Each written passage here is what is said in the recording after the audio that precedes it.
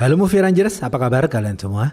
Semoga para ibu rumah tangga yang selalu menyempatkan diri menonton video-video abang diberikan rezeki yang berlimpah. Sebelum abang mulai, abang mau menyapa saudara-saudara abang yang ada di seluruh Indonesia. Ada Muhammad Hanafi dari Kalimantan Barat, Ratna dari Sungai Lilin, Jeki dari Flores, dan Karim Putra dari Lubuk Linggau. Hari ini abang akan menceritakan film berbahasa Hindi yang berjudul Mai. Film ini dibintangi aktor Bollywood bernama Sakshi Tanwar. Film ini menceritakan misteri kematian seorang gadis yang tuna wicara. Hari ini kita semua ditugaskan untuk mengungkap kasus pembunuhan ini. Oke, langsung aja, put your headset on and listen to me.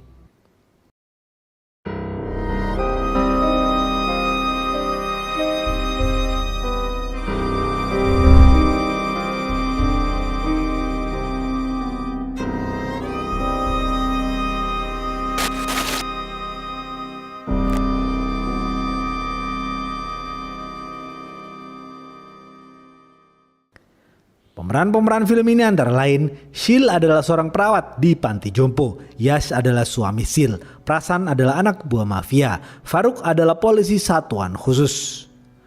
Suatu hari di kota Lucknow di provinsi Uttar Pradesh, hiduplah seorang gadis cantik yang tunawicara bernama Priya. Priya memiliki seorang ibu bernama Shil dan seorang ayah bernama Yash. Priya adalah peneliti muda yang bekerja di laboratorium bernama Laboratorium Gita.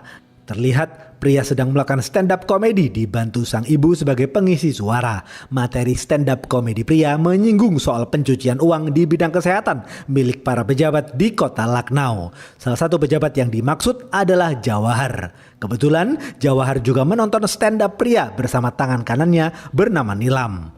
Jawahar menyuruh Nilam untuk menangani Priya. Nilam siap menjalankan perintah. Setelah acara stand up komedi selesai, Priya mengantar sang ibu ke panti jompo bernama Panti Jompo Gita. Selama ini, Shil bekerja sebagai perawat di Panti Jompo Gita.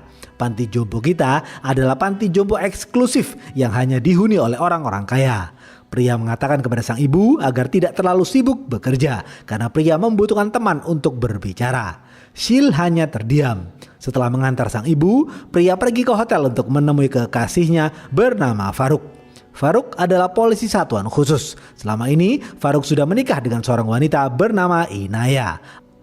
Awalnya Priya tidak mau berhubungan dengan Faruk. Namun Faruk berjanji akan menceraikan Inaya. Sejak dahulu Faruk ingin menceraikan Inaya karena tidak suka dengan sikap Inaya yang materialis. Faruk berjanji tidak akan meniduri Priya sebelum menceraikan Inaya.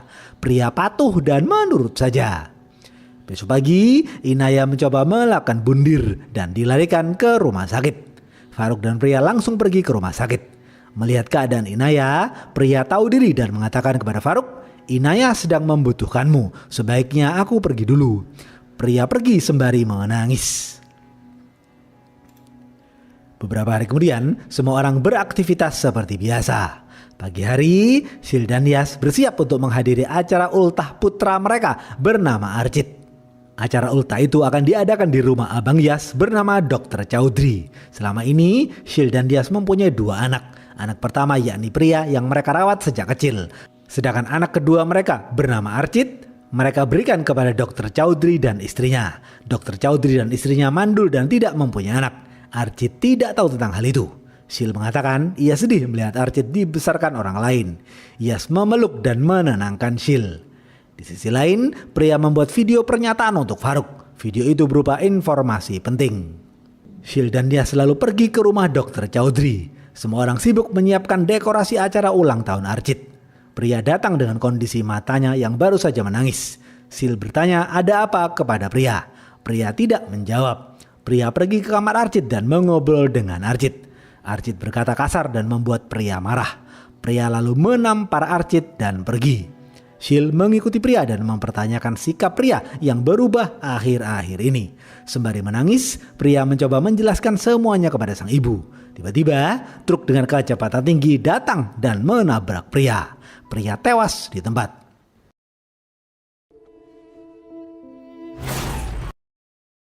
Shil kaget dan tidak percaya melihat putrinya terbaring penuh darah. Shil berteriak dan menangis.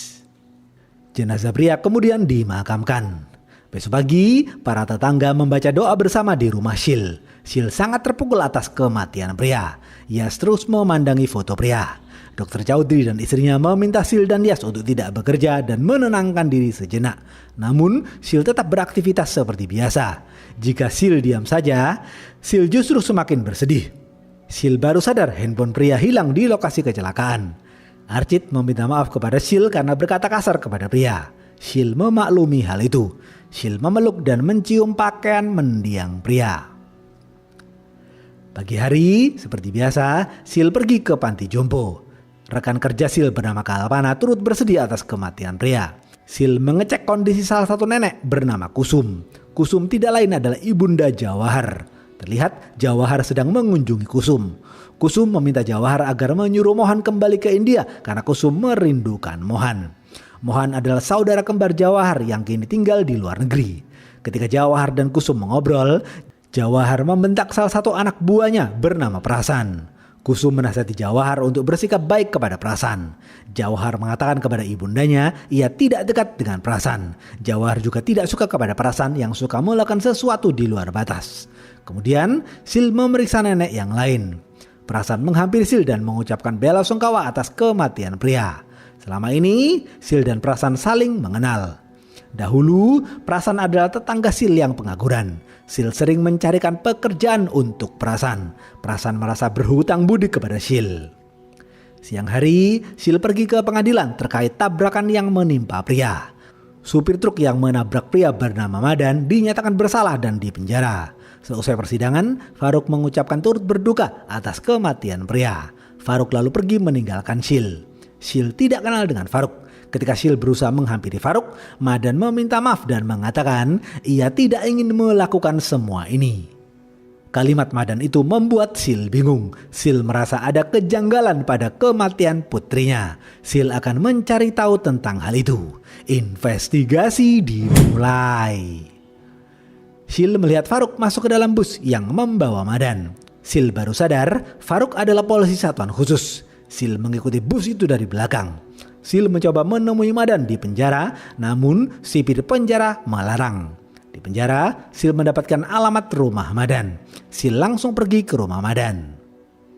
Shil melihat istri dan anak Madan pergi ke sekolah mahal bersama Nilam dan kekasih Nilam yang juga anak buah Jawahar bernama Kesaf.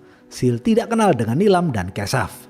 Shil bingung mengapa Nilam dan Kesaf mendaftarkan anak Madan ke sekolah mahal. Shil merasa ada yang tidak beres. Shil berpura-pura menjadi wali murid dan bertanya kepada istri Madan berapa biaya SPP di sekolah itu.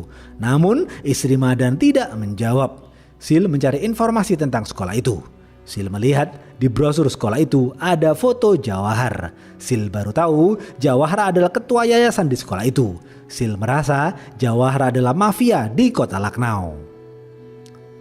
Shil ditelepon Dr. Chaudhry. Shil bergegas pergi ke klinik Dr. Chaudhry. Sebelum masuk ke klinik, Shil mengecek toko obatnya sejenak.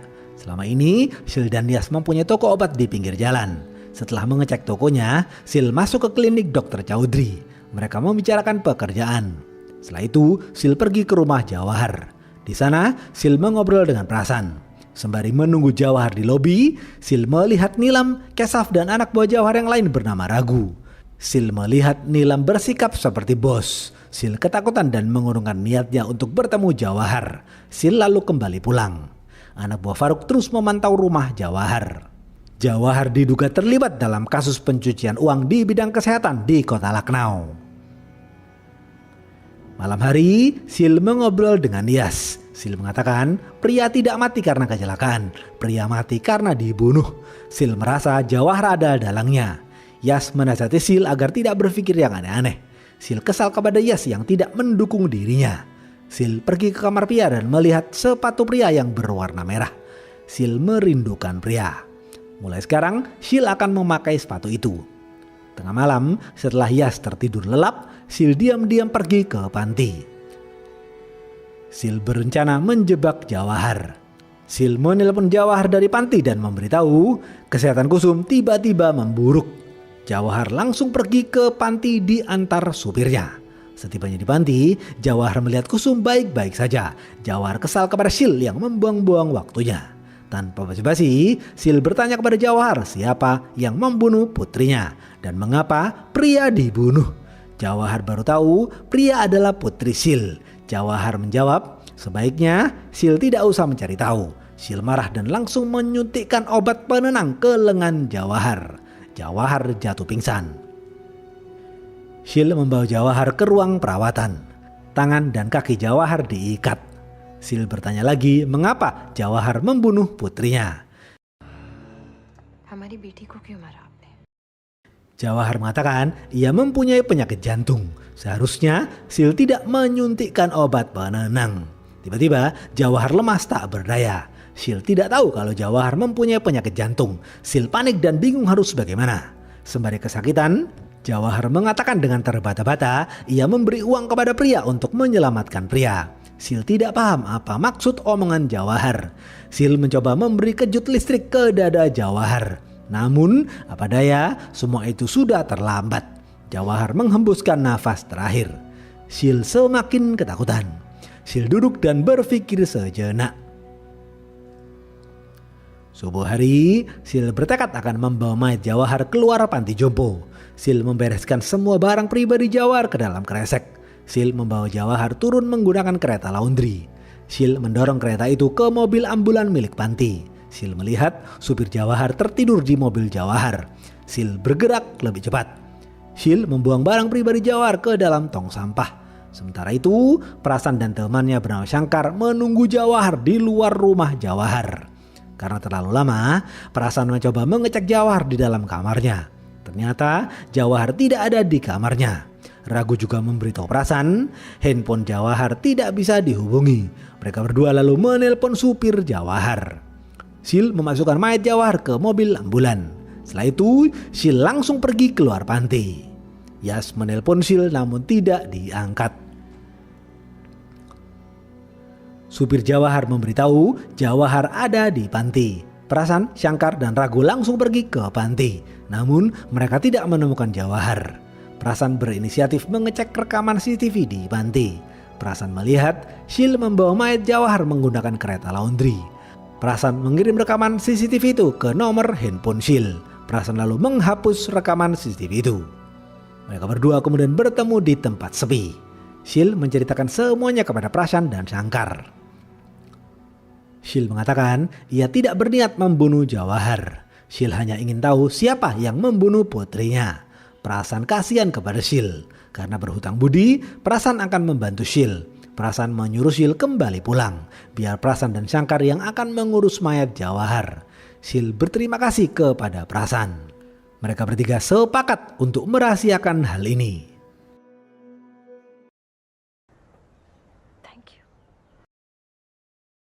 Setibanya di apotik, Sil bersikap normal seperti biasa.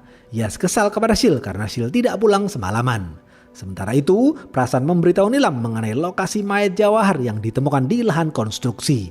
Nilam, Ragu, dan Kesaf sedih melihat mayat Jawahar dengan luka tembak di kepala. Nilam yakin Jawahar ditembak oleh polisi satuan khusus. Pengacara Jawahar memerintahkan Nilam untuk segera menemukan kriptoki Jawahar.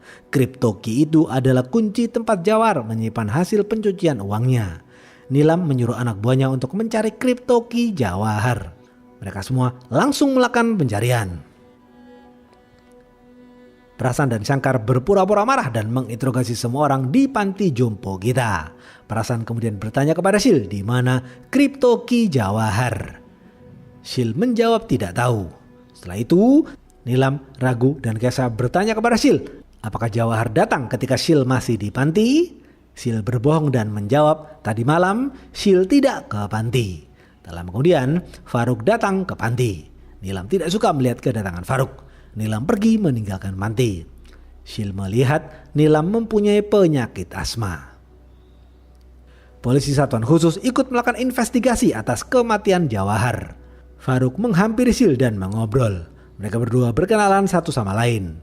Faruk mengaku ia adalah teman pria. Sil meminta bantuan Faruk untuk menemui Madan. Faruk langsung mengantar Sil menemui Madan.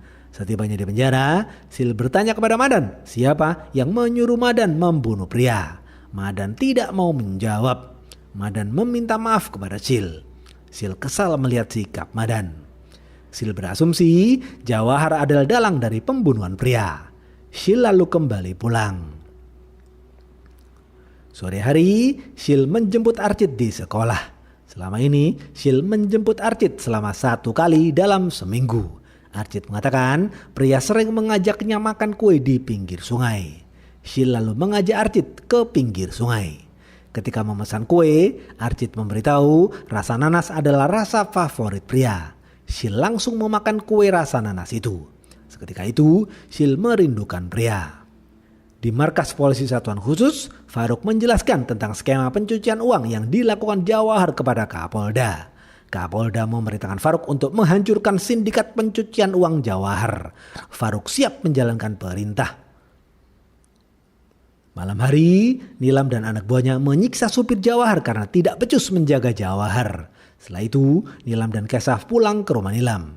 Kesaf mencurigai Prasan karena Prasan yang menemukan mayat Jawahar. Nilam memerintahkan Kesaf untuk memantau pergerakan Prasan. Kesaf patuh dan menurut saja. Di rumah, Sil mengobrol dengan Yas. Mereka berdua membicarakan Faruk. Yas akhirnya buka suara mengenai Faruk. Yas memberitahu Faruk adalah kekasih pria. Sil baru tahu tentang hal itu. Sil kecewa karena pria tidak memberitahu dirinya. Yas mengatakan pria tidak memberitahu Sil karena Sil sibuk bekerja. Sil terdiam membisu. Tiba-tiba Sil teringat ia membuang barang-barang pribadi Jawahar ke tempat sampah. Sil yakin kripto key yang dicari ada di TPA. Sil menelpon Prasan dan bernegosiasi. Sil mengatakan ia akan memberitahu di mana kripto key-nya asalkan Prasan memberitahu siapa yang memberi perintah untuk membunuh pria.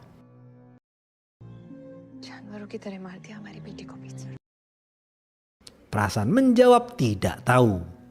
Namun Prasan akan membantu Sil mencari tahu. Prasan mulai kesal kepada Sil yang sok mengatur. Pagi hari, Prasan dan Shankar datang ke rumah Sil. Mereka berdua mengancam akan memperkaos Sil jika Sil berlagak sok mengatur. Prasan mengatakan ia merasa sudah membalas budi kepada Sil dengan menyelamatkan Sil atas pembunuhan Jawahar. Prasan mendesak Sil untuk segera menemukan kripto key Jawahar. Sil pergi ke TPA untuk memastikan apakah sampah dari panti sudah dibakar atau belum. Sil melihat sampah dari panti belum dibakar. Sil lalu pergi ke rumah Jawahar. Terlihat semua orang berdoa di depan jenazah Jawahar sebelum dimakamkan. Sil ingin mengajak Prasan berbicara, namun Prasan menolak. Prasan takut ketahuan Nilam. Tak lama kemudian, rekan Jawahar bernama Goyal datang dan mengucapkan bela sungkawa. Faruk juga datang dan memberikan bunga kepada Nilam. Nilam mengatakan, "Faruk, kau jangan sok berduka cita. Aku tahu kalianlah yang membunuh Jawahar." Faruk hanya terdiam. Faruk lalu kembali pulang. Sil menghampiri Faruk masuk ke dalam mobilnya. Mereka berdua mengobrol di dalam mobil. Faruk mengatakan ia sangat mencintai pria. Faruk sudah berjanji akan menikahi pria setelah bercerai dengan Inaya. Faruk menasihati Sil agar tidak terlibat lebih jauh dalam kasus Jawahar. Di kos-kosannya, Prasan dan Shankar didatangi Kesaf dan Ragu. Kesaf dan Ragu mengatakan Prasan dan Shankarlah yang membunuh Jawahar. Mereka berempat saling berdebat. Kesaf dan Ragu lalu kembali pulang. Tak lama kemudian, Sil datang dan memberitahu kripto key Jawahar ada di TPA. Mereka bertiga akan mencari kripto key itu bersama-sama. Malam hari, Nilam menyuruh Ragu untuk mempersiapkan pengiriman uang selanjutnya. Ragu langsung menjalankan perintah. Ragu pergi ke salah satu markas pencucian uang Jawahar. Ragu meletakkan uang-uang itu di perut para anak buahnya. Mereka semua akan pergi ke luar kota menggunakan bus. Terlihat salah satu informan polisi dibunuh Ragu. Setelah mempersiapkan semuanya, Ragu membersihkan markas itu dan pergi dari sana. Tak lama kemudian, Faruk melakukan penggerebekan. Tetapi semua itu sudah terlambat. Ragu dan para anak buahnya berhasil kabur melarikan diri. Faruk kesal karena informannya dibunuh Ragu. Tengah malam, setelah Yas tidur, Sil diam-diam pergi ke TPA. Sil diantar Kalpana menggunakan ambulan panti. Kalpana akan mendukung apapun yang Sil lakukan. Terlihat Prasan dan Sangkar sudah tiba di TPA lebih dulu. Mereka bertiga masuk ke TPA sembari menyuap satpam dengan sebotol minuman. Mereka bertiga melihat banyak sekali sampah yang harus dibongkar. Mereka bertiga mulai menggeledah sampah. Setelah berjam-jam mencari, akhirnya Syil menemukan kripto Ki Jawahar. Syil mendesak Prasan agar memberitahu siapa yang memberi perintah untuk membunuh pria dan mengapa pria dibunuh. Jika tidak, Syil akan menghancurkan kripto Ki itu. Prasan menjawab, pria mengetahui tentang sindikat pencucian uang Jawahar. Yang memberi perintah untuk membunuh pria adalah Nilam. Syil lega mengetahui hal itu. Tiba-tiba, Kesaf datang dan memergoki mereka. Ternyata benar dugaan Kesaf. Prasan dan Sangkar terlibat dalam pembunuhan Jawahar. Prasan dan Sangkar harus membunuh Kesaf karena jika tidak, kedoknya akan terbongkar. Prasan dan Sangkar langsung mengeroyok Kesaf. Syil merasa Kesaf akan berguna suatu saat nanti. Karena itu, Syil harus melindungi Kesaf. Syil terpaksa memukuli Kesaf dengan membabi buta hingga pingsan. Syil melarang Prasan dan Sangkar untuk membunuh Kesaf. Prasan dan Sangkar patuh dan menurut saja.